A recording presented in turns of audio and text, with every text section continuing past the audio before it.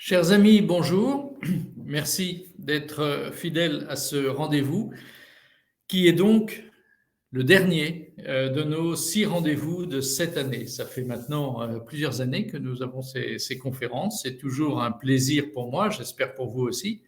Et vous savez qu'on avait commencé pendant cet horrible confinement et finalement l'habitude a été prise de continuer. Et bien que ce soit la dernière des conférences de cette année, j'espère qu'on pourra continuer l'année prochaine. On verra avec ODEA en fonction du nombre d'inscrits et de votre souhait à vous, bien évidemment, de continuer ou pas. Alors, comme je vous l'avais dit la dernière fois, nous avions prévu de parler de l'eau. Et puis, enfin, j'avais prévu de vous parler de l'eau. Et puis, finalement, j'avoue que je n'étais pas complètement prêt. C'est un sujet très complexe. Il y a plusieurs façons de l'aborder. Je préfère prendre mon temps. Et puis, j'ai également été très sollicité pour beaucoup de conférences. J'en ai donné près de 40 cette année, la plupart de façon, alors j'ose plus dire présentielle, tellement ce terme est désagréable, mais enfin en étant présent physiquement, et puis les visioconférences d'ODEA, mais pour tout vous dire, ce sont les seules visioconférences qui existent maintenant, ce qui est très bien d'ailleurs, parce que ça permet de parler à des gens qui habitent très loin de chez moi. Je suis en région parisienne, et vous êtes nombreux à habiter fort loin de la région parisienne. Mais ça a été beaucoup de conférences, beaucoup de sujets nouveaux, et donc c'est beaucoup de travail, et j'avoue que j'ai pas eu le temps de finir l'eau, qui est un sujet très complexe. Alors j'ai profité, comme je vous l'avais dit, de vous parler de la tragédie des chrétiens d'Orient, puisque je devais préparer cette conférence pour un autre cercle, et je vous en fais bénéficier aujourd'hui. Donc la tragédie des chrétiens d'Orient, nous commençons par cette première photo, qui est une photo prise de haut du Saint-Sépulcre, le Saint-Sépulcre de Jérusalem. Je ne doute pas que plusieurs d'entre vous le connaissent déjà, et donc nous allons examiner un peu ce que sont ces chrétiens d'Orient, parce qu'avant de parler de leur tragédie, il faut comprendre qui ils sont, et c'est un sujet assez compliqué. Assez compliqué, il y a eu beaucoup d'hérésies, beaucoup de schismes, beaucoup de réunions, beaucoup de réconciliations, mais aussi beaucoup de divisions successives qui ont complexifié cette matière de façon particulière. Et donc, je vais essayer de vous la synthétiser pour que ce soit véritablement le plus clair possible. Le berceau, des chrétiens d'Orient, c'est Antioche. Antioche, qu'on appelle aujourd'hui Antakya. Hélas, parce que Antioche, qui fut grec longtemps, eh bien, est devenue turque. Elle est devenue turque. Il faut quand même que je vous raconte cette histoire en quelques instants, si vous permettez, parce que Antioche, c'est une des premières églises. On pense, et là vous la voyez à gauche, même si la façade a été refaite par les croisés, c'est peut-être la plus ancienne église de la chrétienté. Saint-Pierre et Saint-Paul y sont passés, et vous savez qu'il y a eu un tremblement de terre récemment à Antioche et Antakya donc maintenant, et cette église résiste. Elle résiste à tout, notamment, alors sûrement par la protection divine, nous y croyons, mais bien évidemment, mais également parce qu'elle a été bâtie dans le roc, ce qui lui donne une solidité toute particulière. Et donc, avant que la montagne s'effondre, il faudra quand même qu'il se passe beaucoup de choses. Et donc, quand Antioche a encore souffert d'un récent tremblement de terre, eh bien, autant que je le sache, cette église, elle, a une nouvelle fois résisté. Alors, Antioche est le berceau, et c'est resté, Antioche, et c'est resté aux mains de la Syrie, en quelque sorte, la Syrie qui n'existait pas tout à fait au moment où la France a décidé de donner Antioche aux Turcs. Il faut que je vous raconte l'histoire. Vous savez qu'après la Première Guerre mondiale, en 1920, eh bien, la France a bénéficié d'un mandat sur la Syrie et sur le Liban, pendant que les Anglais, avec qui elle s'est partagé le Proche-Orient, a, elle, bénéficié d'un mandat sur l'Irak, la Jordanie et la Palestine. Et donc, nous avions la Syrie et le Liban. C'est à cette occasion que les Français ont décidé de donner l'indépendance au Liban, ce qui sera fait un peu plus tard, en 1943, qui soit indépendant de la Syrie. Et la Syrie elle-même avait une frontière qui était établie le long de la Turquie, frontière assez rectiligne d'ailleurs dans l'ensemble. Et puis, après 1936, les élections qui ont mis le Front populaire au pouvoir en France, eh bien, le Front populaire était inquiet de la guerre de 40 qui se profilait, jusque-là, rien de plus légitime. Et pour éviter que les Turcs soient à nouveau alliés des Allemands, comme ça avait été le cas pendant la guerre de 14-18, eh bien, ils se sont rapprochés de Mustafa Kemal, Mustafa Kemal Atatürk, le dictateur turc de l'époque, et ils lui ont dit, bah, écoutez, il faudrait quand même que vous soyez neutre pendant cette Seconde Guerre mondiale qui se profile et que vous ne soyez pas avec les Allemands. Et Mustafa Kemal a posé ces conditions. Nous voulons récupérer Antioche et sa région. Et donc, il y avait un Sandjak, une région, comme on disait en termes ottomans, qui englobait Antioche et puis, donc Antakya maintenant, et puis le grand port d'Alexandrette. Et Mustafa Kemal revendiquait cela. Et le Front populaire a dit, bon, bah, écoutez, on va faire un référendum à ce moment-là, un référendum dans cette région pour savoir ce que les gens préfèrent, devenir Syriens sous protection de la France, ou Turcs. Simplement, il faisait semblant, parce qu'en réalité, depuis 10 ans, 20 ans, Mustafa Kemal avait préparé son affaire. Et depuis 10 ans, 20 ans, il organisait les migrations de dizaines de milliers, de centaines de milliers de Turcs, émigrations parfois forcées d'ailleurs. Et il organisait cette émigration parce qu'il savait bien que ça se finirait par un référendum. C'est d'ailleurs lui qui l'a demandé. Et ben, les Turcs, à force de venir en masse, étaient devenus majoritaires. Alors qu'au départ, 20 ans, 30 ans avant, qui était majoritaire? Les Arméniens, ceux qui avaient survécu au génocide, et puis au-delà des Arméniens, eh bien, des Syriens, musulmans pour certains, chrétiens pour d'autres. C'est là où il y avait aussi beaucoup d'Alaouites. Et au-delà de ça, il y avait pas mal de Maronites, il y avait pas mal de Libanais. La majorité de cette population était chrétienne. Jusqu'à donc ce que Mustafa Kemal organise cette émigration. Le référendum a eu lieu en 1938, un an près, je ne suis pas sûr, 1938, je pense, et évidemment, eh bien, puisqu'il avait organisé cette émigration turque, eh bien, les Turcs sont devenus majoritaires et ont voté le rattachement de cette région à la Turquie. Voilà, c'était quand même une infamie qu'a organisé le Front populaire à ce moment-là. Ils savaient très bien comment ça allait se terminer. Ils ont laissé faire. En échange, en effet, la Turquie est devenue neutre. Et même, vous savez, il y a eu une conférence extrêmement importante en Turquie en 1945 pour préparer l'après-Seconde Guerre mondiale.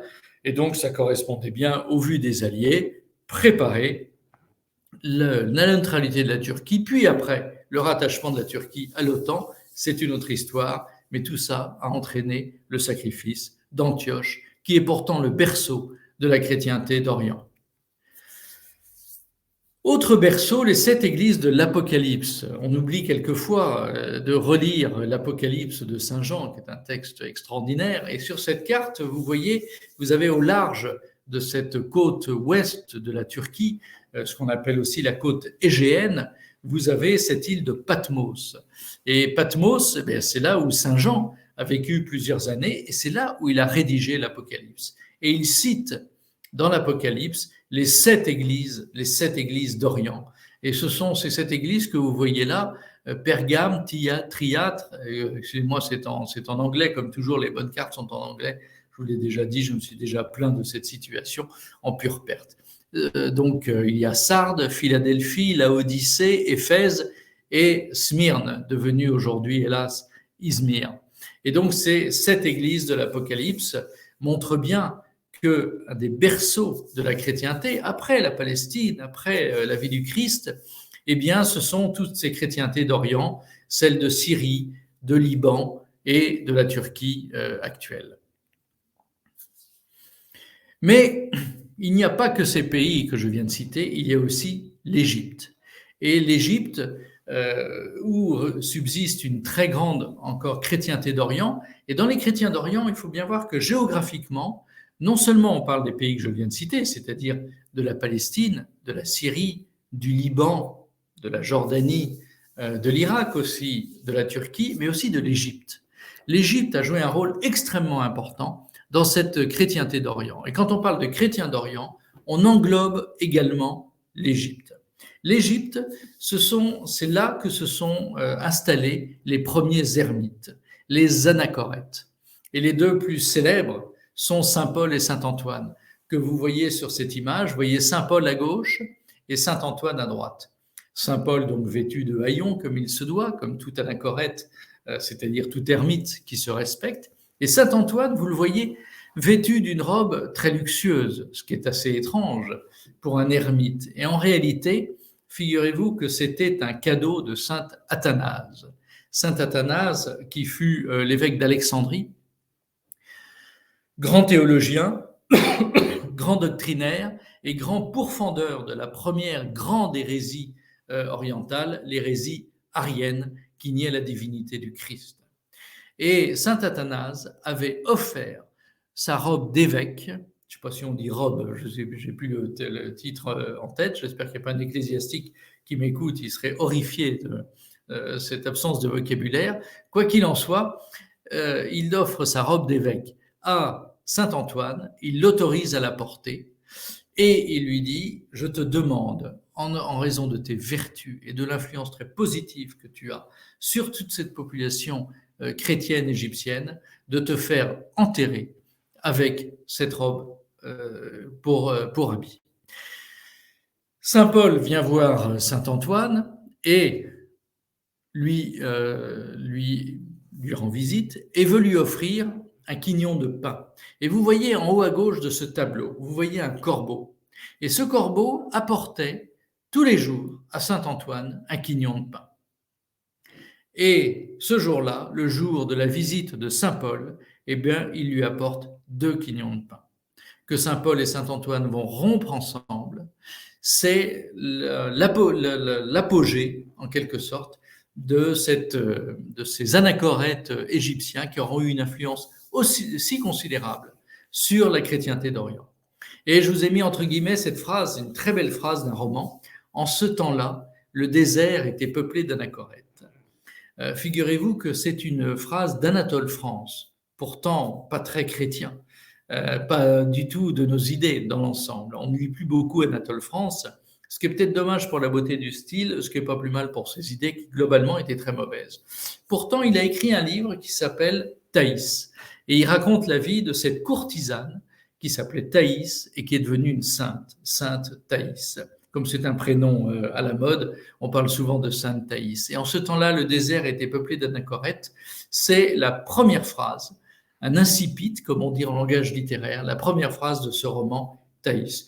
Un petit peu ennuyeux, mais au-delà de certains passages franchement longuets, globalement, c'est un roman qui peut se lire et qui en tout cas n'a absolument rien de scandaleux.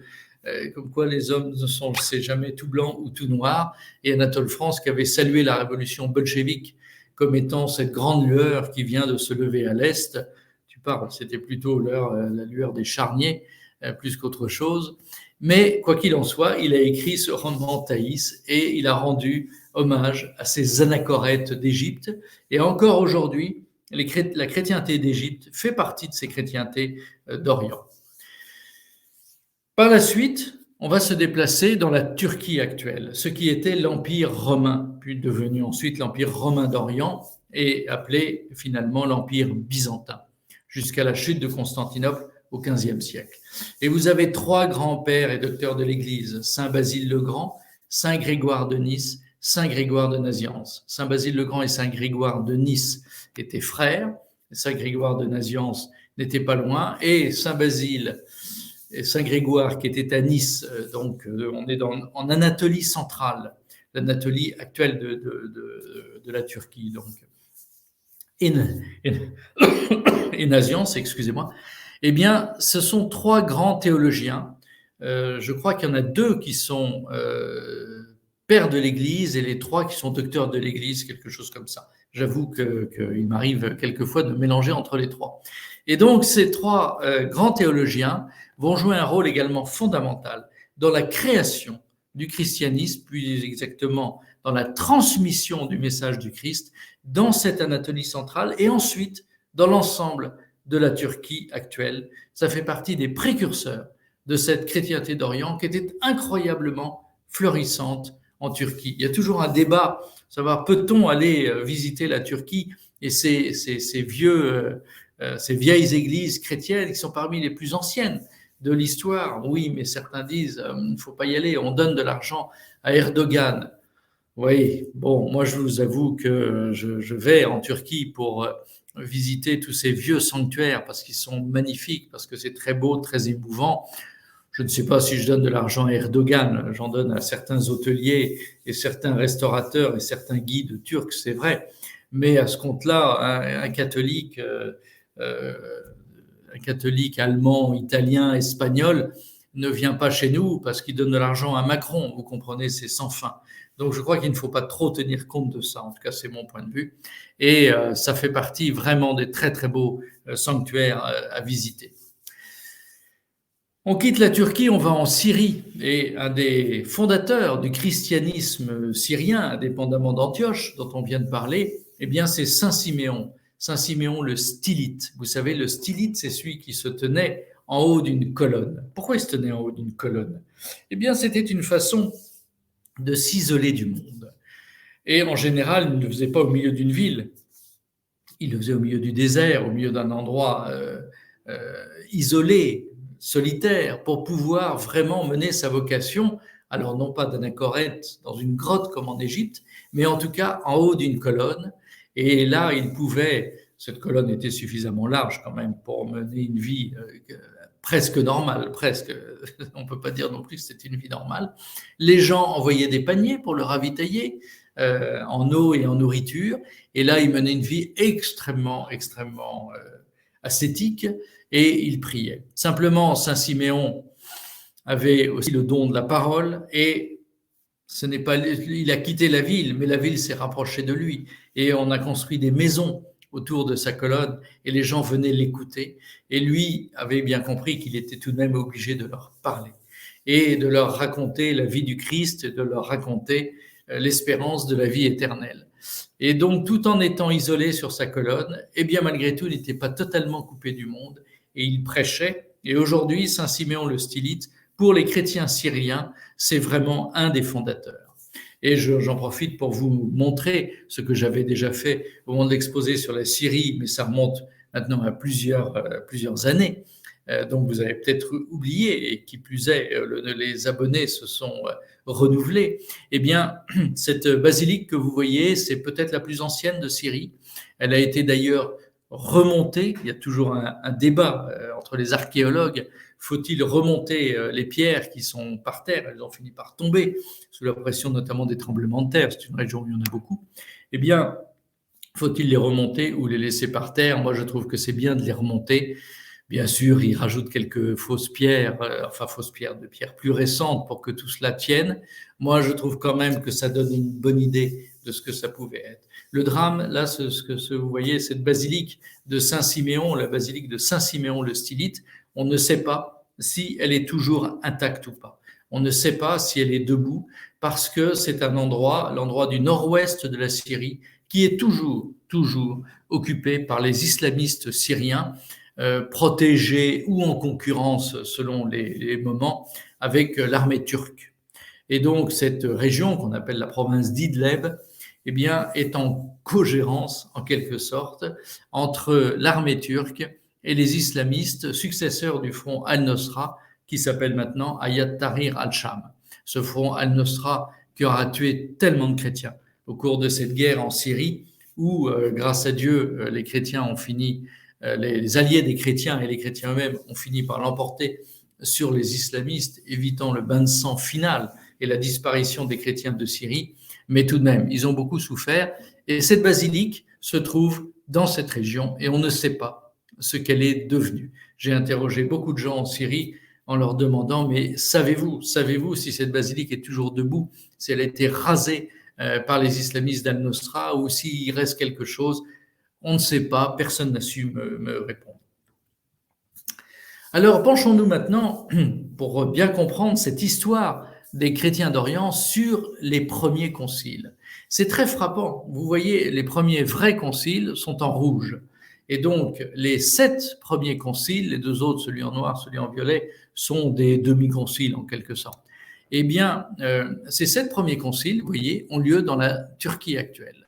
Et donc, vous avez le plus ancien, qui est le concile de Nicée, que vous voyez tout à fait le plus à droite, concile de Nicée, avec la condamnation de l'arianisme, dont on a rappelé, et la rédaction du credo.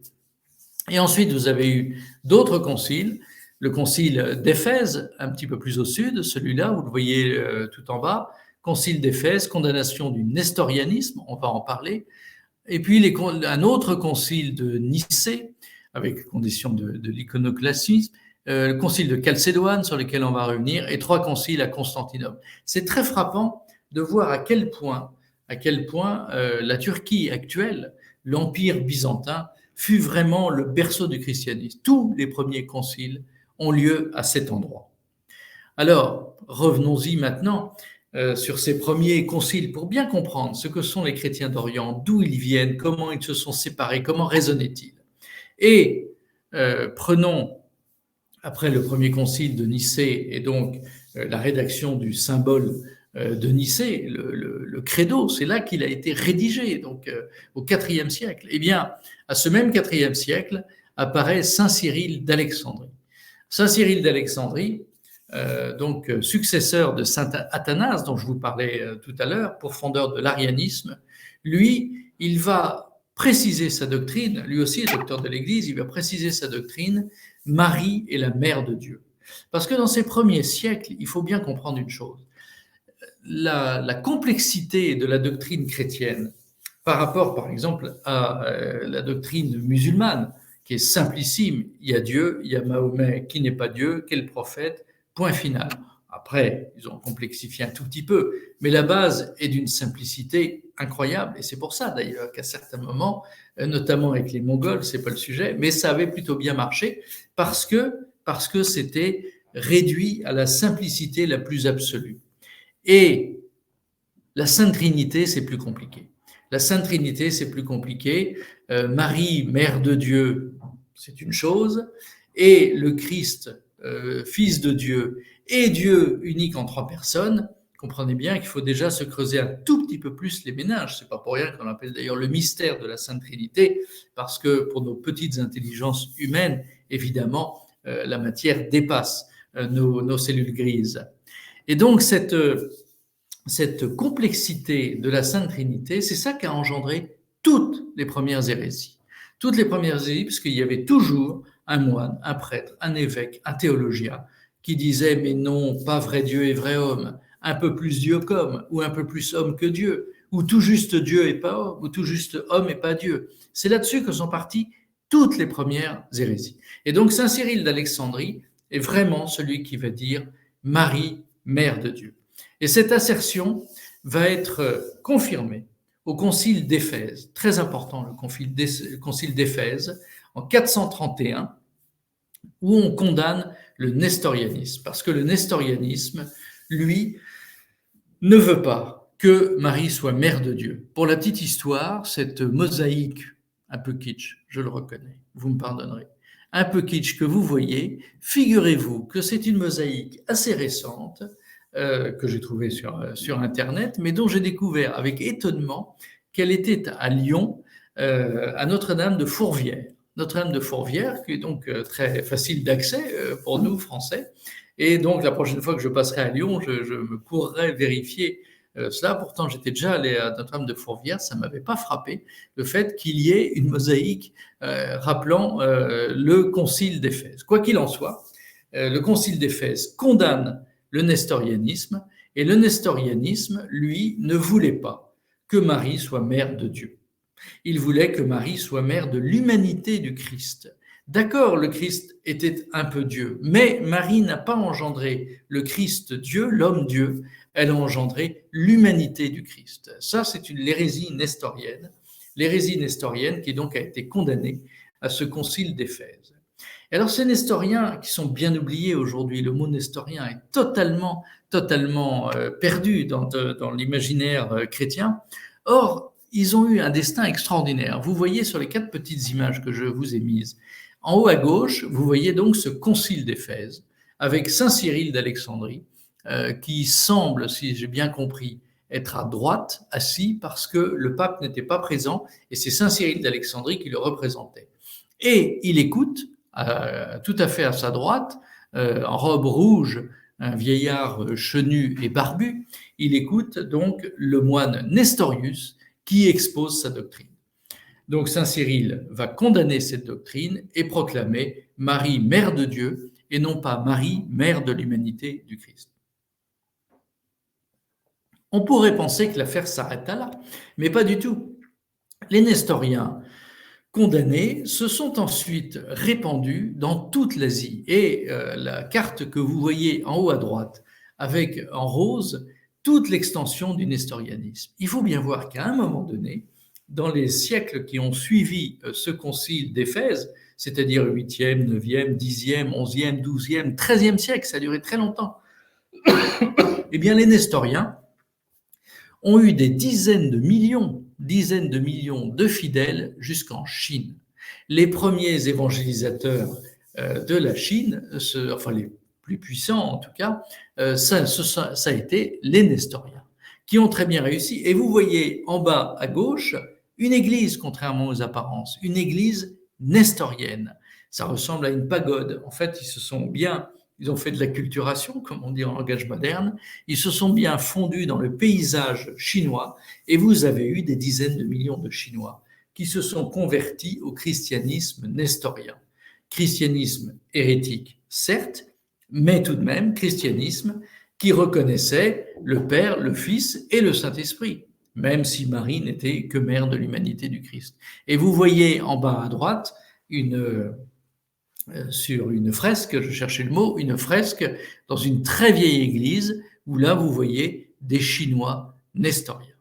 Alors ces nestoriens après ont disparu parce que d'abord leur doctrine était fausse, alors c'était un peu compliqué, l'église d'Orient se développait, l'église d'Occident considérablement avec cette idée Marie, mère de Dieu, et pas simplement mère de l'humanité du Christ. Donc ils se sont un peu coupés de l'église réelle. Et puis par ailleurs, il y a eu toutes les invasions des Mongols, notamment de Gengis Khan.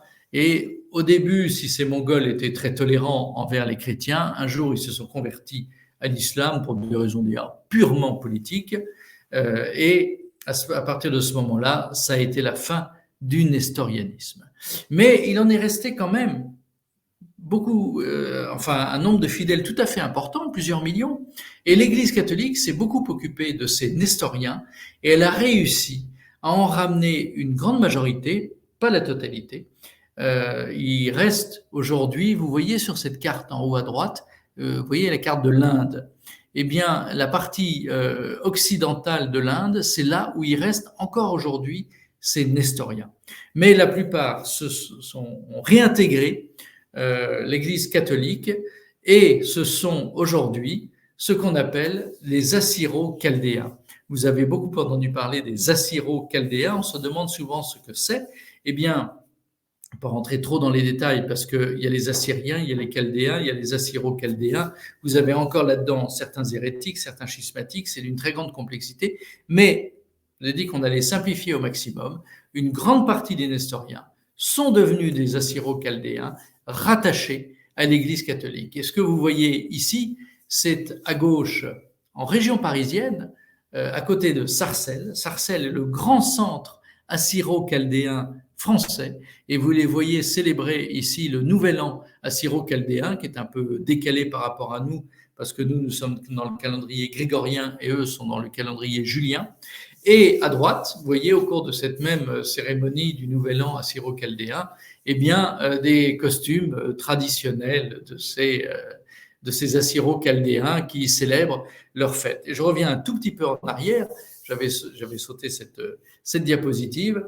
Vous avez peut-être entendu parler de ce livre d'un historien remarquable, un peu complexe parfois à lire, soyons honnêtes, mais remarquable, qui s'appelle Sylvain Guggenheim, qui a écrit Aristote au Mont-Saint-Michel. Vous savez, il y a une légende qui court disant que si on connaît Aristote, si un certain nombre de textes grecs sont bien connus en Occident, c'est grâce aux musulmans qui ont traduit ces textes. C'est faux. C'est archi faux, ça fait partie des multiples sujets de désinformation. Les musulmans n'ont rien, mais rien transmis sur le sujet. Qui a transmis sur le sujet? Eh bien, figurez-vous que ce sont des moines arabes, mais arabes chrétiens. Et ces moines arabes chrétiens étaient pour la plupart nestoriens. Et ce sont eux qui, notamment, ont retrouvé des textes d'Aristote, les ont traduits. Et si les moines du Mont-Saint-Michel, d'où le résumé de ce titre, Aristote au Mont-Saint-Michel, si les moines du Mont-Saint-Michel ont pu lire Aristote traduit, eh bien c'est grâce aux moines nestoriens. C'est fascinant pour ça, l'histoire des chrétiens d'Orient. Et donc, une grande partie de ces nestoriens sont devenus des assyro-chaldéens. Par la suite, un autre schisme va avoir lieu à l'issue d'un concile qui sera le concile de Chalcédoine. Et c'est là où il va y avoir une rupture importante. À ce concile de Chalcédoine, il va y avoir le rappel de la nature du Christ. Et on répète une nouvelle fois le Christ, vrai Dieu et vrai homme. Et donc la nature du Christ est à la fois humaine et divine. On rappelle le mystère de la Sainte Trinité. Donc, vous me direz, c'est ce qu'on avait déjà fait à Éphèse, alors pourquoi on répète? Eh bien, on répète parce que les hérésies allaient sans arrêt repartir, mais il va y avoir un drame de traduction, figurez-vous. Un drame de traduction, c'est-à-dire que le langage grec utilisé par saint Cyril d'Alexandrie notamment, et par les autres grands théologiens et pères de l'Église, ce langage grec ne va pas être compris de tout le monde. Et notamment, il va y avoir une ambiguïté de traduction sur le mot nature et sur le mot personne. Dans certaines langues, il y avait une distinction très précise entre le mot nature et le mot personne, et dans d'autres langues, ça n'y était pas. Et certains schismes vont naître d'une ambiguïté de traduction, alors qu'au fond, nous pensions la même chose. On va y revenir. Il y a une hérésie, par contre, qui était très claire, c'était l'hérésie monophysite. Et cette hérésie monophysite, qui est donc condamnée au concile de Chalcédoine en 451, elle prenait le contre-pied, en quelque sorte, de l'hérésie arienne.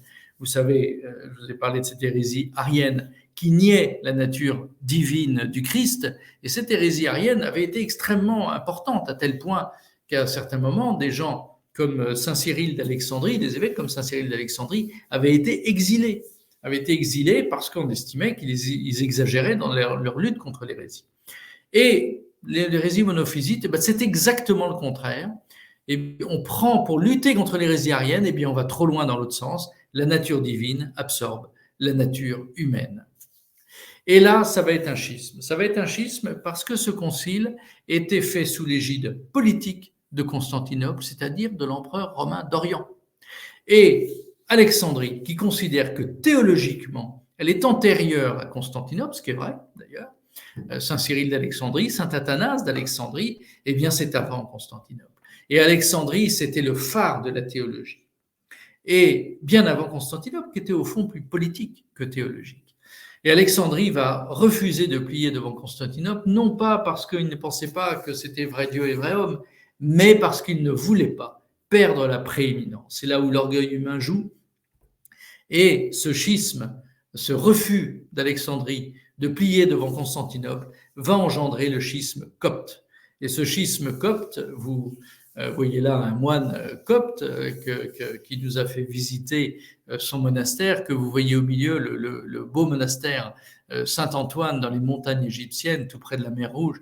C'est d'une très grande beauté. Et à droite, vous avez un autre monastère, le monastère Saint-Siméon, qui lui n'est plus inhabité. Et quand vous visitez le monastère du milieu, notamment le monastère Saint-Antoine, où il y a des milliers de pèlerins coptes égyptiens, où il y a de très nombreux moines qui sont là, vous mesurez que cette église est très vivante, très importante. En Égypte, il y a presque 100 millions d'habitants. Les Coptes représentent entre 10 et 20%. Comme il n'y a pas de recensement, on ne sait pas très bien. Mais au minimum, ils sont 10 millions, au maximum 20 millions. C'est une puissance quand même importante, même s'ils sont victimes régulièrement de persécutions.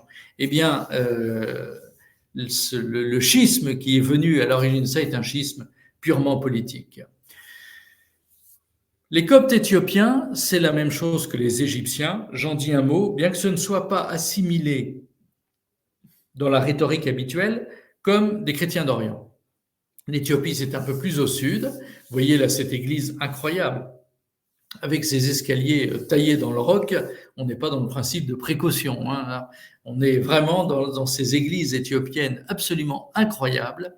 Et là, vous avez donc ces moines et ces prêtres coptes qui célèbrent la messe tous les jours selon le rite orthodoxe maintenant, puisque les coptes sont maintenant assimilés à l'église orthodoxe. Et une autre église a refusé d'adhérer au concile de Chalcédoine, pareil, pour des raisons vraiment de traduction. Autant les coptes qu'on vient de voir, c'est Alexandrie qui ne veut pas céder devant Constantinople. Autant les jacobites, c'était pas tellement le sujet. Les jacobites, c'est une question de traduction. Au fond, ils pensaient pareil. Et quelquefois, on se dit, mais alors là-dedans, les Syriaques, qu'est-ce que c'est les Syriaques? Ce sont tout simplement les successeurs des jacobites. Et pourquoi des jacobites? Eh bien, parce que ça vient d'un moine qui s'appelait Jacques et qui avait interprété le concile de Chalcédoine d'une façon non tout à fait doctrinalement convenable. Alors ces jacobites sont devenus syriaques et là ensuite, tout au long des siècles, eh bien, l'Église catholique va essayer de faire revenir dans son giron les syriaques. Résultat aujourd'hui, ça a partiellement marché, mais pas complètement, bien évidemment. Et donc, vous avez des syriaques catholiques et des syriaques orthodoxes. Et ils ont le même titre. Là, devant vous, vous avez Jean X, actuellement, patriarche d'Antioche et de tout l'Orient. C'est son titre officiel. Lui, c'est l'orthodoxe. Donc, c'est celui qui n'accepte pas Chalcédoine, bien que au fond, sur la Sainte Trinité, bon, il y a l'histoire du filioque que vous connaissez, mais au fond, sur la Sainte Trinité, on pense à peu près la même chose. Et sur l'ensemble des dogmes, on pense exactement la même chose. Nous croyons tous au Christ ressuscité et je vous assure que je ne gomme pas beaucoup de détails parce que ce sont vraiment des détails qui nous séparent. Mais alors, ce qui est extraordinaire, c'est l'Orient, ça. Vous avez donc ce Jean X, patriarche d'Antioche et de tout l'Orient, et vous avez, côté catholique, Ignace III, Joseph, Younan, patriarche d'Antioche et de tout l'Orient. Et il est exactement, il a exactement le même titre. L'un est orthodoxe, l'autre catholique. Il faut savoir, quand on va sur place, on se rend compte d'une chose, c'est qu'ils parlent les uns des autres d'une façon extrêmement conviviale dans l'ensemble. Ils sont très proches parce que ce sont des minorités persécutées dans un monde musulman extraordinairement difficile. Ce ne sont pas du tout des orthodoxes ukrainiens, russes, bulgares ou roumains qui eux sont plus durs, sont plus anti-catholiques. Eux, pas du tout. Au Proche-Orient, on ne sent pas du tout d'hostilité. Chez les orthodoxes, il y en a un peu sous-jacente, mais quand même, c'est beaucoup moins violent parce que ils se sentent avant tout chrétiens dans un monde musulman hostile. C'est l'occasion, puisqu'on parle des Syriaques, de rendre hommage à Monseigneur Melki, récemment béatifié, martyrisé par les Turcs en 1915. On va y revenir au moment du génocide arménien. Eh bien, les Turcs ont fait prisonnier Monseigneur Melki et lui ont laissé le choix. Monseigneur, vous vous faites musulman, vous mourrez. Et donc, Monseigneur Melki a choisi de rester chrétien. Donc, les Turcs l'ont assassiné. Et donc, c'est l'occasion de rendre hommage à cet évêque syriaque catholique, Monseigneur Melki. Parlons de l'Arménie maintenant, puisque on ne pourrait pas parler des chrétiens d'Orient, évidemment, sans parler de l'Arménie. Ça, alors, c'est vraiment le schisme le plus ténu qui soit. Et quand je dis le plus ténu, je vous assure que je ne diminue pas le schisme. Là, on est devant cette si belle église d'Etchmiadzin, le cœur chrétien de l'Arménie. Eh bien, là aussi, c'est vraiment une erreur de traduction, une erreur.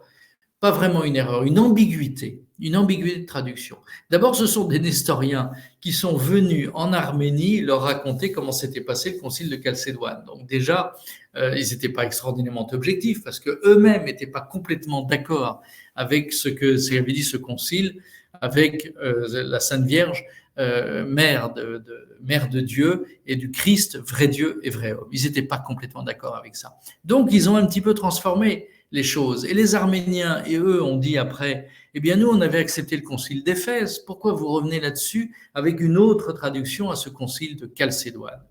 Et dans le fond, quand on discute avec des Arméniens, j'ai toujours pas compris nos différences théologiques. Autant si je discute avec un orthodoxe roumain ou russe, on va bien sentir qu'il y a 2-3 différences, même si sur le fond, on croit également au Christ ressuscité. Mais avec les Arméniens, c'est encore plus ténu. On pense exactement et rigoureusement la même chose. Là aussi, l'Église va faire beaucoup d'efforts pour essayer de rapprocher l'Arménie de l'Église catholique. Et il y a un certain nombre de moines arméniens qui vont fonder un monastère au large de Venise, San Lazzaro degli Armeni. Si on va à Venise, c'est l'occasion, c'est très facile d'accès avec un petit vaporetto et on va rendre visite à ce beau monastère de San Lazzaro degli Armeni. Ils ont, paraît-il, une des plus belles bibliothèques de la chrétienté. Malheureusement, nous n'y avons pas accès. Mais là aussi, un certain nombre donc de moines sont rentrés dans le giron de l'Église catholique. Parlons des Libanais maintenant, avant de reprendre toute la chronologie, mais c'était pour vous parler des différentes branches qui ont l'air extraordinairement complexes, vues de loin, entre, quand on réfléchit, les Jacobites, les Syriaques, les Assyriens, les Chaldéens, les Assyro-Chaldéens. Si on le prend dans le désordre, on peut rien comprendre. Mais si on le prend par l'histoire des conciles, ça devient beaucoup plus clair. Pour comprendre un petit peu l'histoire des chrétiens d'Orient, prenons l'histoire des conciles et tout s'éclaire. On suit chaque branche et après on se reporte aux branches actuelles. Ça n'est au fond pas si compliqué, même si je reconnais, si j'ai dans mes auditeurs un docteur en théologie des chrétiens d'Orient, je ne sais même pas si ça existe, mais peu importe, vous avez compris la plaisanterie, il pourrait dire oui, mais il faut quand même pas trop simplifier. D'accord, il ne faut pas trop simplifier, mais il faut aussi être clair et synthétique, sinon au bout d'un moment, on finit par se perdre dans les détails. Alors, les Maronites, ce sont les Libanais. Ça, c'est une chose facile à retenir. Pourquoi l'exception maronite? Parce que eux ont toujours été dans le giron de l'Église catholique. Et alors, ces Maronites ont une particularité, ils ont toujours vécu dans la montagne. Et si on veut comprendre le Liban, ce qui est déjà un objectif extrêmement ambitieux, comprendre le Liban, c'est quelque chose. Vous connaissez l'adage, si vous avez compris le Liban, c'est qu'on vous l'a mal expliqué. Donc, mais au-delà des plaisanteries, il y a effectivement le Liban du littoral, où on retrouve les Syriaques, les Assyro-Chaldéens, les Arméniens, les musulmans bien sûr. Et dans la montagne, c'est là qu'étaient les Maronites, c'est là qu'ils se sont toujours réfugiés, parce qu'ils étaient dans des endroits absolument inexpugnables. Et la montagne libanaise, c'est le pays des chrétiens maronites et des Druzes. Et c'est là, quand on va au Liban, ce si beau pays, et qu'on se promène dans la vallée sainte, la Kadisha, c'est là où nous voyons ces vieux monastères dont beaucoup, hélas, ont été reconstruits de façon un peu kitsch, malheureusement, comme on fait souvent au Proche-Orient. C'est une donnée qu'il faut accepter en soupirant, mais c'est ainsi. Mais ce sont quand même de si beaux endroits qu'on leur pardonne. Donc, de tout ça, il résulte que vous avez une église d'Orient, elle-même divisée, et vous voyez à droite Constantinople, Antioche, Jérusalem, Alexandrie, ce sont les 4 grands centres. Alexandrie pour le grand centre intellectuel, Jérusalem évidemment pour le centre historique, même si intellectuellement il a toujours été un petit peu en dessous d'Alexandrie. Au-dessus Antioche, autre centre historique, pas celui du Christ, mais celui de Saint-Pierre et de Saint-Paul, ce qui n'est quand même pas rien. Et puis Constantinople, le centre politique. Et puis maintenant à gauche, vous avez Rome qui apparaît, et ça va confirmer toutes les divisions dont on vient de parler. Et en 1054, vous avez le grand schisme qui va diviser le monde chrétien, hélas, entre le monde orthodoxe et le monde catholique. Et vous voyez cette frontière, ça correspond à peu près, même si l'Égypte n'est pas dedans dans cette carte, mais grosso modo, l'Égypte maintenant peut être assimilée au monde orthodoxe, même si les choses sont un peu plus complexes. Quoi qu'il en soit, dans ce schisme de 1054, vous avez effectivement l'Église catholique à gauche, à l'ouest, avec Rome, et l'Église orthodoxe à droite, à l'est, avec comme centre Kiev que vous voyez, Moscou au-dessus, et à l'époque, Constantinople. Malgré ça, l'Église catholique va continuer ses efforts pour essayer de rattacher ses évêques après le grand schisme de 1054. Et en 1754, figurez-vous, c'est une date qu'on ne cite jamais, c'est un phénomène qu'on ne cite jamais, et pourtant, il vaut la peine. Et vous avez plusieurs dizaines d'évêques orthodoxes qui vont rejoindre l'Église catholique, qui vont rejoindre Rome. Ce qui fait que là aussi, vous avez deux sortes maintenant d'églises grecques, l'église grecque orthodoxe, celle que vous avez en Russie, celle que vous avez dans la moitié de l'Ukraine, celle que vous avez en Bulgarie, en Roumanie, en Grèce également, et vous avez l'église grecque catholique, et c'est là qu'on appelle les Grecs melkites catholiques. Et donc ce mot melkite qu'on emploie de temps en temps, on se dit toujours, mais bon sang, je croyais avoir compris, j'ai plus compris, c'est qui les melkites? Eh bien ce sont ceux-là, ce sont les Grecs catholiques. Et tout à l'heure, je vais vous montrer la photo d'un évêque grec melkite catholique, Monseigneur Jean Bart, que nous avons eu la chance de rencontrer en Syrie et qui était un homme admirable. Alors, reprenons la chronologie historique maintenant que nous avons fait ces différents schismes et hérésies qui se sont succédés. 1636, la bataille du Yarmouk. Vous le savez, ce sont les musulmans qui gagnent cette bataille contre les armées byzantines dans cette vallée du Yarmouk, qui stratégiquement m'a toujours posé un problème parce que c'est cette vallée magnifique, on est au croisement de la Jordanie, d'Israël, du Liban et de la Syrie, excusez du peu, et c'est là qu'a eu lieu la grande bataille du Yarmouk, le Yarmouk étant un fleuve que vous voyez ici d'ailleurs parfaitement à sec. Et en voyant ces vallées aussi encaissées, je me demande comment deux grandes armées, l'armée byzantine et l'armée arabe musulmane, venues des sables d'Arabie saoudite, ont pu manœuvrer et s'affronter là-dedans. On dit que le Yarmouk était rouge de sang, enfin tous les chroniqueurs ont toujours exagéré dans ce domaine-là. Quoi qu'il en soit, l'armée byzantine a été vaincue et c'est une grande tristesse parce que c'est là, à partir de ce moment-là, que les Arabes musulmans vont déferler sur la Terre Sainte, sur la Jordanie actuelle, le Liban, la Syrie, et puis au-delà de la Turquie avant d'être supplanté par d'autres. Il va y avoir une contre-attaque avec les croisades. Les croisades si décriées et que je défendrai jusqu'à mon dernier souffle. Parce que contrairement à ce qu'on dit, ce n'est pas une bande d'aventuriers, de pillards, de soifards et de violeurs qui ont été en Terre Sainte. C'est l'appel du pape Urbain II en 1095 au concile de Clermont qui a dit « Venez délivrer le tombeau du Christ ». Le Saint-Sépulcre que vous voyez en haut à gauche, reconstruit par les croisés, avait été intégralement rasé par le sultan Hakim, qui se croyait un nouvel envoyé de Dieu, qui était un Égyptien, et c'est à ce moment-là les musulmans égyptiens régnaient sur la Terre Sainte, et ce sont eux qui ont rasé le Saint-Sépulcre et qui empêchaient tous les pèlerins chrétiens de toute l'Europe de venir se recueillir sur le tombeau du Christ. Et donc c'est pour ça que les croisades ont été lancées, et pas pour autre chose. Après qu'il y a eu des aventuriers, évidemment, dans toute aventure humaine, il y a des aventuriers, c'est fait pour ça.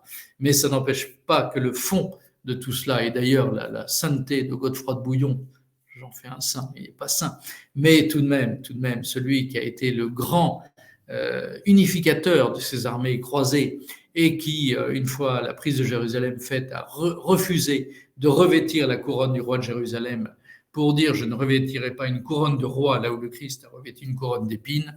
Je suis désolé, mais c'est insupportable tout ce qu'on raconte sur les croisades aujourd'hui. En haut à droite, vous avez les magnifiques citadelles de Tripoli, dans le nord du Liban, où régnait Raymond de Toulouse.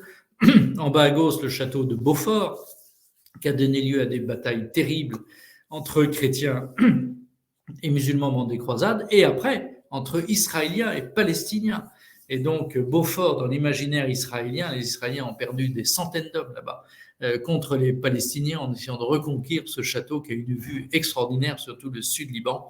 Et bien sûr, à droite, à tout seigneur, tout honneur, pour finir, eh bien, le Krag des Chevaliers, le plus beau château des croisades qui se trouve dans la Syrie actuelle et dont la visite, je ne vous le cache pas, est un enchantement.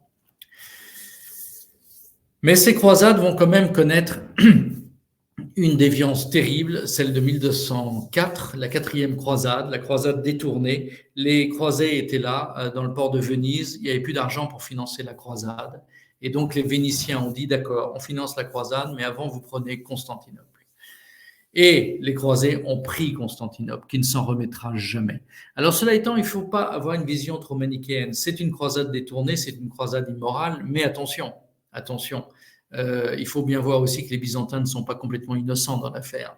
Le légat du pape envoyé à Constantinople avait été décapité par les Byzantins peu de temps avant. Des catholiques se faisaient régulièrement assassiner à Constantinople.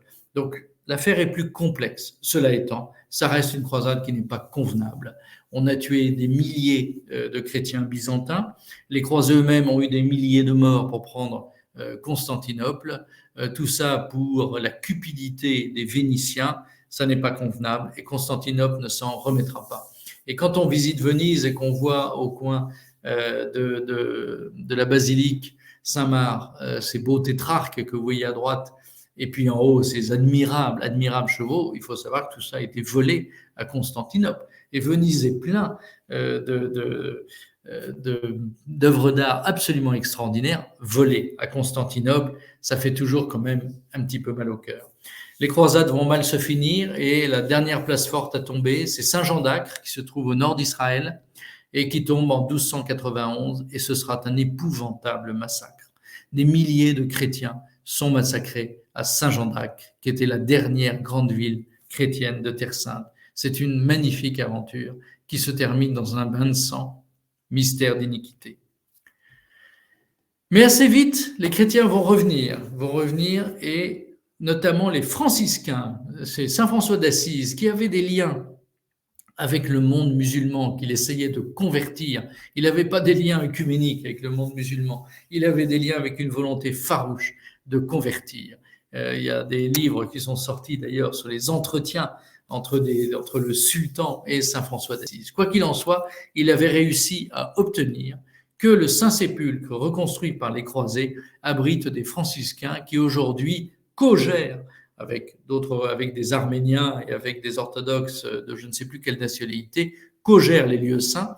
Mais quoi qu'il en soit, la présence franciscaine, grâce à Saint François d'Assise, date de cette époque-là, 13e, 14e siècle, et officiellement, les franciscains sont admis par l'Empire ottoman en 1333 à s'installer au Saint-Sépulcre. Les taux se resserrent sur Constantinople. Vous savez qu'elle va tomber en 1453. Eh bien, un concile qui va durer, comme vous voyez, 18 ans, et qui se passe à 3 endroits différents, mais c'est le même concile de Bâle, Ferrare, Florence, pour des raisons très compliquées, que le concile se déplace, quoi qu'il en soit, c'est le même concile.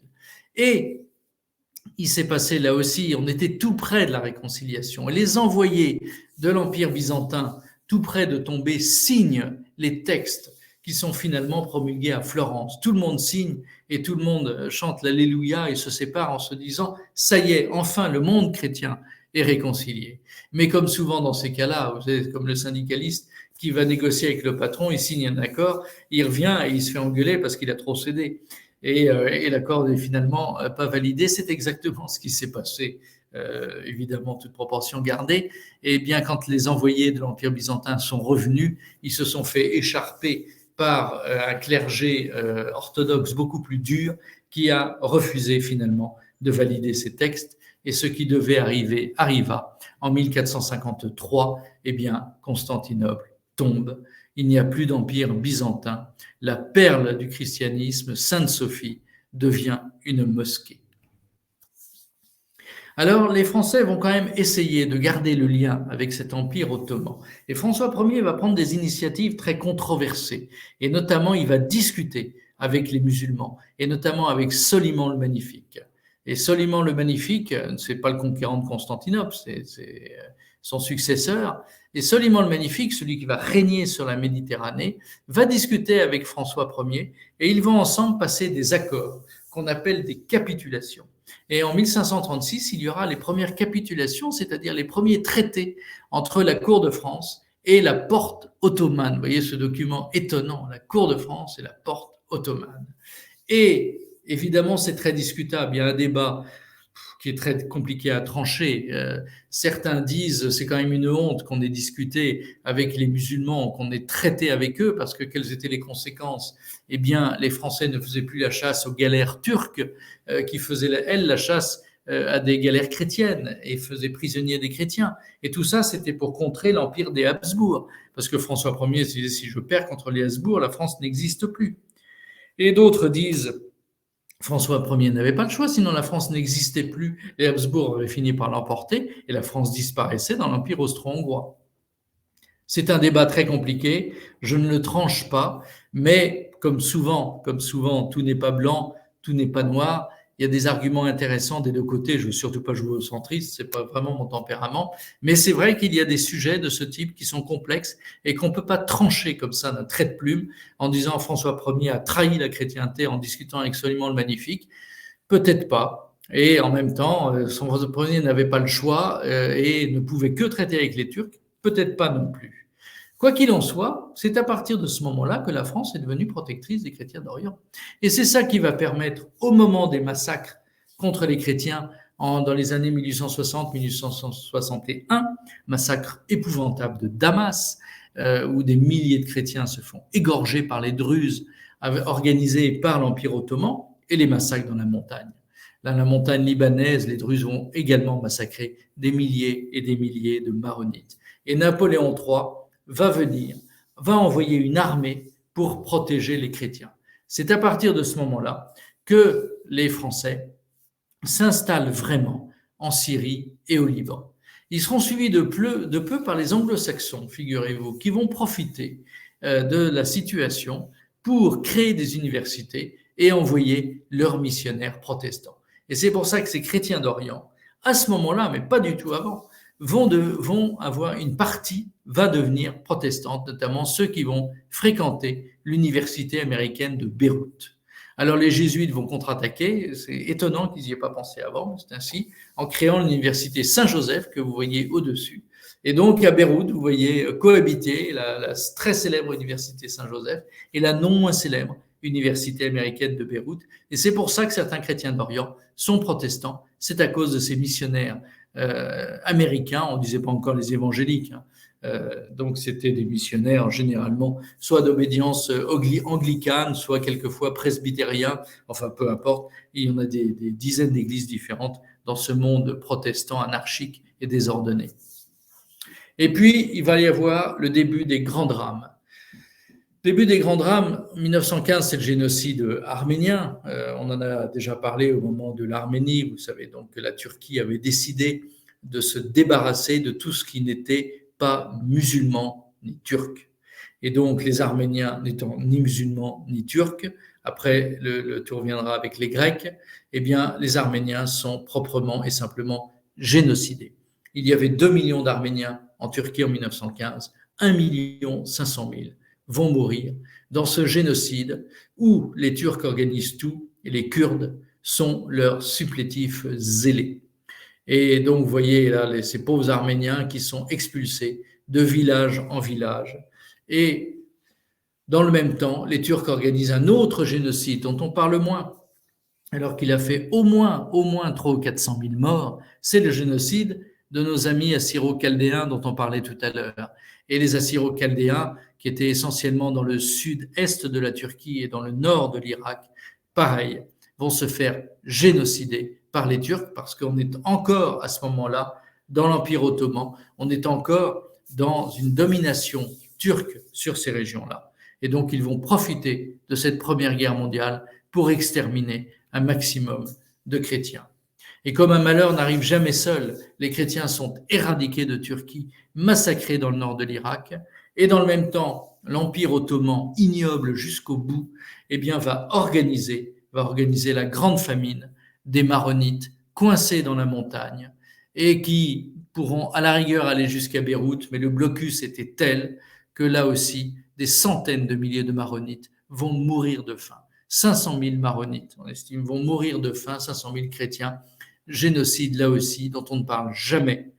Et je suis très content qu'on parle beaucoup du génocide arménien, mais il faut aussi parler des génocides assyro-chaldéens et maronites.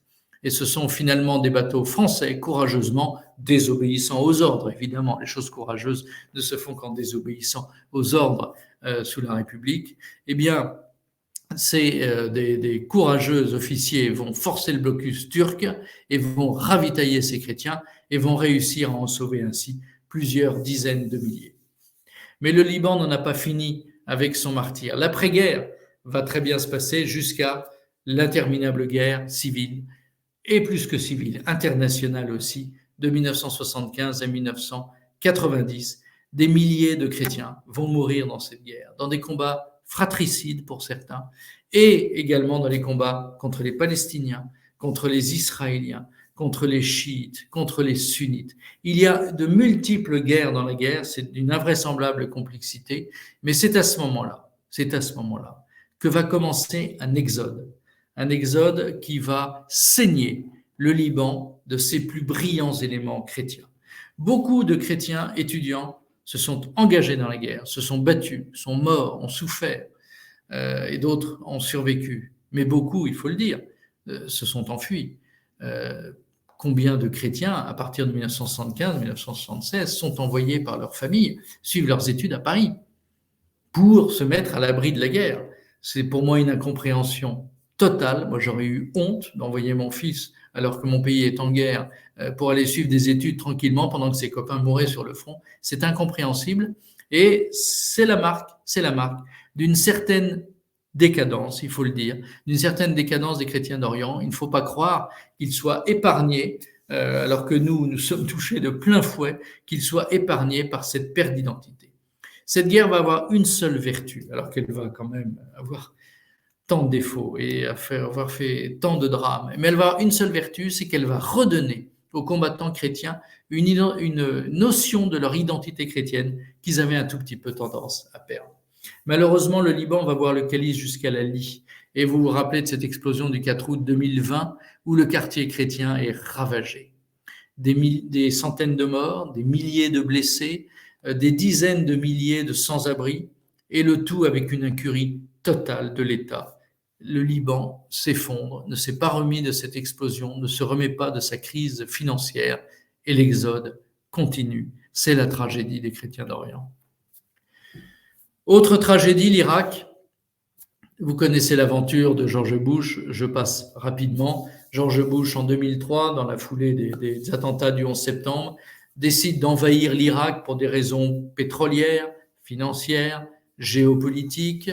Il a menti en disant que Saddam Hussein avait financé les attentats du 11 septembre, avait participé à l'organisation, rien n'était plus faux, et puis qu'il avait des armes de destruction massive, comme si l'Irak était capable de fabriquer des armes de destruction massive. Tout ça est parfaitement risible et honteux. Donc, l'Amérique a fait son sale boulot dont elle a l'habitude, elle a détruit l'Irak. Elle a créé Daesh de la même manière, et Daesh a pris Mossoul, la ville chrétienne d'Irak. Alors évidemment, ils étaient minoritaires, il y a une grande majorité de musulmans, mais c'est à Mossoul qu'il y avait les plus belles vieilles églises chrétiennes d'Irak. Donc les Américains, une fois que Daesh a pris Mossoul, ont décidé, on va reprendre Mossoul. Et ils l'ont fait à l'américaine, c'est-à-dire qu'ils ont tout rasé, tout. Et après, ils ont envoyé l'armée irakienne faire le boulot à leur place. Ça fait penser un peu à l'Ukraine, faire le boulot à leur place. Et les Irakiens ont repris Mossoul après, maison par maison, appartement par appartement. Ils ont eu beaucoup de morts. Daesh a eu presque tous ses morts. Presque tout Daesh a été détruit dans l'affaire, en tout cas le Daesh de Mossoul.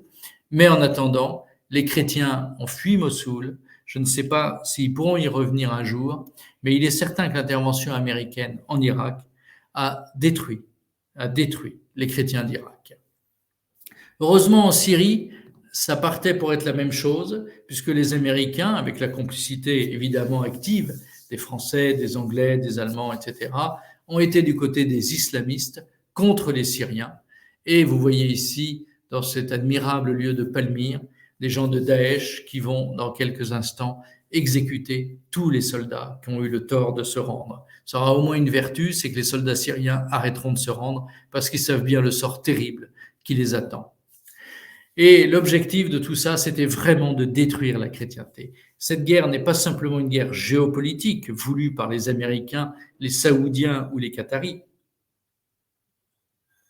C'est aussi une guerre contre la chrétienté. Les églises étaient systématiquement détruites. Vous voyez ces photos tragiques. À gauche, c'est à Deir ez-Zor, où la première messe est dite après la libération de Deir ez-Zor, petite ville sur l'Euphrate, petite ville, moyenne ville sur l'Euphrate, qui avait subi un siège terrible de Daesh, et grâce à l'intervention russe, eh bien Deir ez-Zor sera sauvé. Mais vous voyez, pour le nord-est de la Syrie, cette église, une des dernières du nord-est de la Syrie, intégralement ravagée par Daesh. Donc en septembre 2015, les Russes interviennent et vont sauver les chrétiens de Syrie. Autant en Irak, à l'époque, les Russes n'étaient absolument pas en situation d'intervenir et de protéger leurs alliés irakiens, mais en Syrie, c'était 12 ans après, eh bien, ils avaient la possibilité de le faire, ils l'ont fait, ils ont sauvé la Syrie, même si la Syrie est ruinée, mais tout de même, quand on va en Syrie, on voit des chrétiens dans la rue, on voit des églises où il y a des gens qui vont à la messe, on voit des monastères où il y a des chrétiens syriens, il n'y a plus de ça en Irak. Et donc ça, c'est à la Russie qu'on le doit, c'est à l'intervention de 2015. Et donc, vous voyez ici les images de Bachar el-Assad et de Poutine qui célèbrent Noël à Damas, dans les cathédrales orthodoxes de Damas. Je vous avais dit que je vous parlerais de cet admirable monseigneur Jean Bart, l'évêque grec, melkite, catholique. Il faut employer tous les termes. Enfin, si on en oublie un, c'est pas très grave. Grec, melkite, catholique, à la messe duquel on avait eu le privilège d'aller. Et vraiment, ce monseigneur Jean Bart, il a tout compris sur la crise actuelle, sur le rôle des Américains, sur le rôle des Russes, sur la crise de l'Église également. Il a absolument tout compris et son analyse de la situation internationale était brillantissime.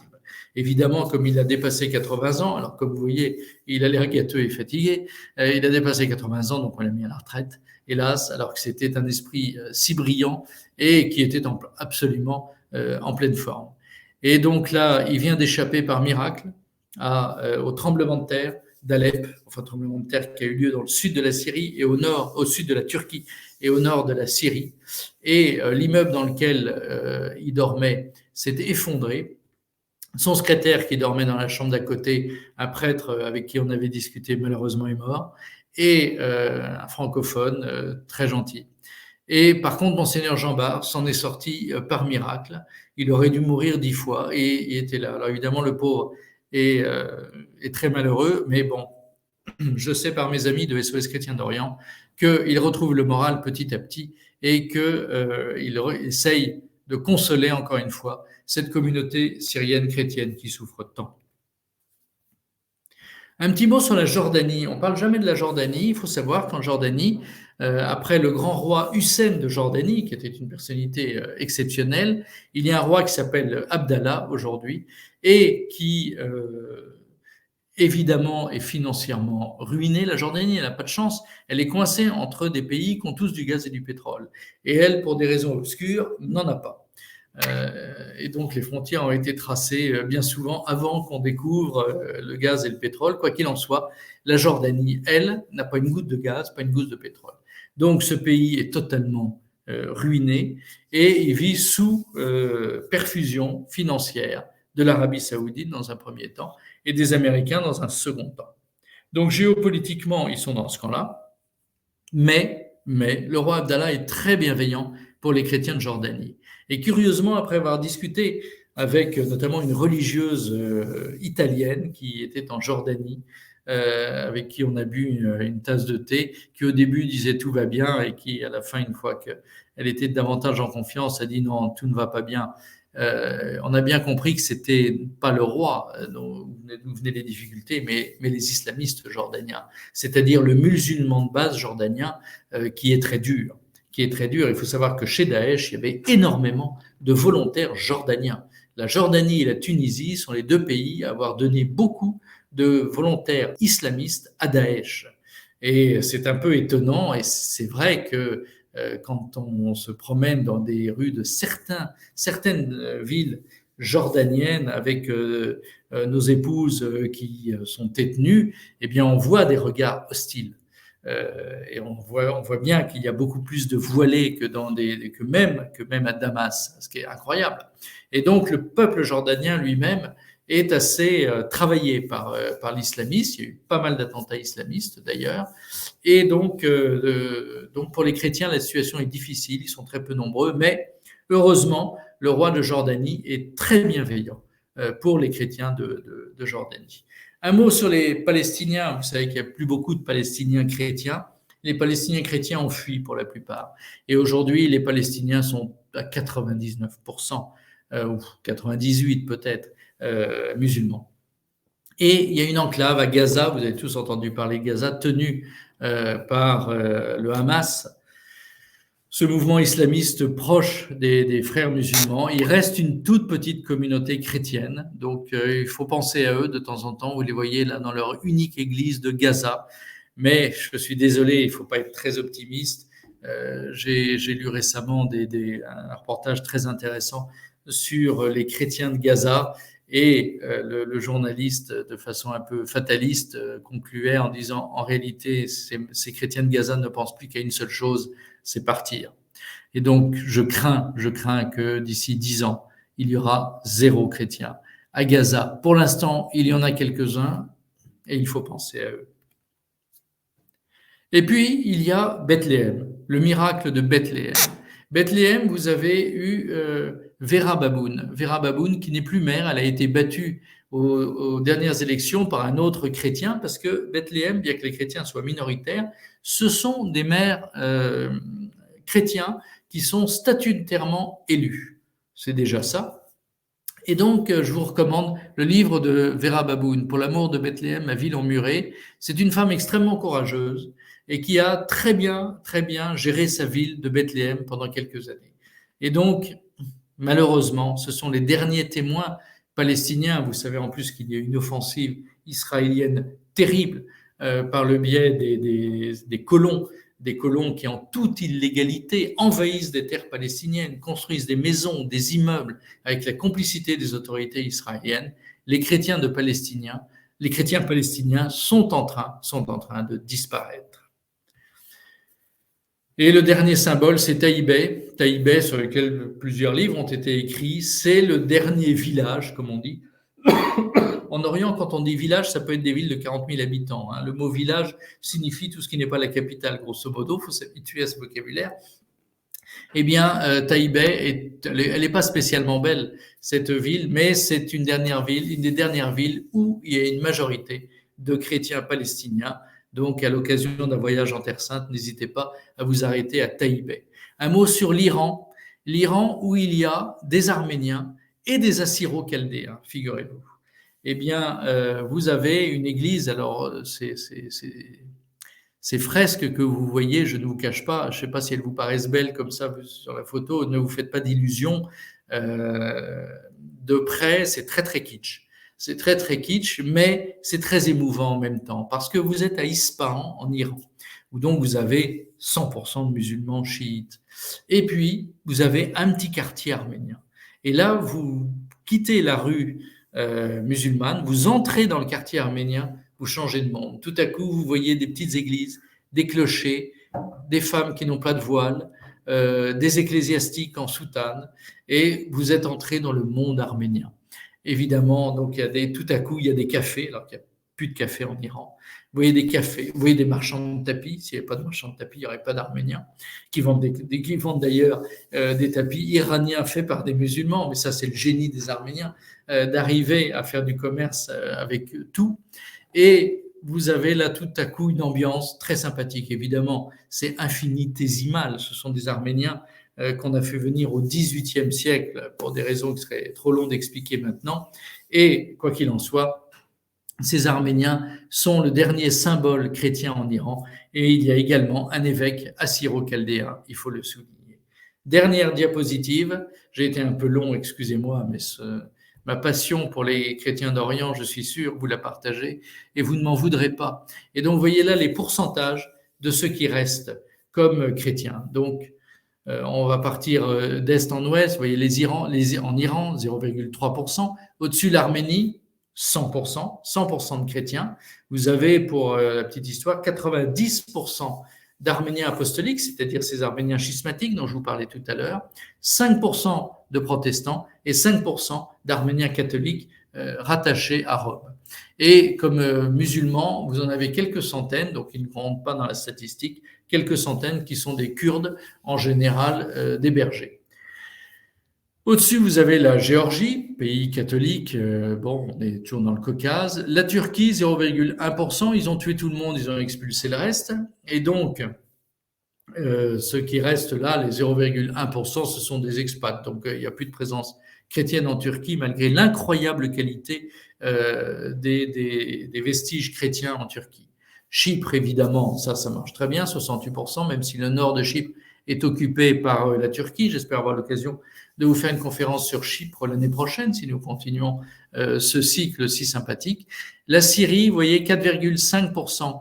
Avant la guerre, avant 2011, ils étaient 15%. 15%. On estime que c'est divisé par 3 entre ceux qui sont morts au combat et ceux qui ont émigré. Donc aujourd'hui, les chrétiens syriens, c'est 4,5%. L'Irak, 3%, je suis désolé de vous le dire, c'est encore un chiffre optimiste. On peut penser qu'on est à 1% aujourd'hui de chrétiens en Irak, principalement regroupés dans le nord, autour d'Erbil. Ils ne sont pas encore revenus à Mossoul, ni dans la plaine de Ninive, très peu, à dose homéopathique. La Jordanie, 6%, eux se font très peu persécuter. Israël, 2%, donc ça, ce sont soit les Israéliens arabes, soit les Palestiniens. Ce sont les Israéliens arabes, 2%, et 2% de Palestiniens. Il faut savoir qu'il y a 30 ans, c'était 10 à 15%. Le Liban, 40%, ils sont devenus minoritaires. Je suis désolé de cette litanie pessimiste, mais il faut être lucide. Il faut être lucide sur le danger qui menace les chrétiens d'Orient aujourd'hui. Et enfin, l'Égypte, 10%. Là, pour le coup, je serais un peu plus optimiste. Moi, je trouve ce chiffre de 10%, compte tenu de tout ce que j'ai pu lire sur le sujet, est pessimiste et qu'on est entre 10 et 20%, quoi qu'il en soit, sur un pays de 100 millions d'habitants. Ça fait quand même au moins 10 millions, et même si de temps en temps, il y a des attentats islamistes contre des Coptes, il y a encore un prêtre l'année dernière qui s'est fait poignarder à Alexandrie, qui est mort. Mais cela étant, 10 millions, ça ne se perd pas comme ça. Autant les chrétiens syriens, autant les chrétiens d'Irak, autant les chrétiens palestiniens peuvent disparaître. Autant les chrétiens d'Égypte à 10 millions, 15 millions, non, ça ne peut pas arriver. Et puis de toute façon, le nouveau dirigeant égyptien, le maréchal Sissi, dont on dit tellement de mal en France, eh bien lui protège les chrétiens d'Égypte. Donc de ce point de vue-là, ils craignent beaucoup moins qu'avant. Voilà le tableau que je pouvais vous faire aujourd'hui sur cette tragédie des chrétiens d'Orient. Je suis désolé de conclure ce cycle par quelque chose de triste, mais que voulez-vous, c'est la vie. On sait que sur Terre, tout n'est pas gai.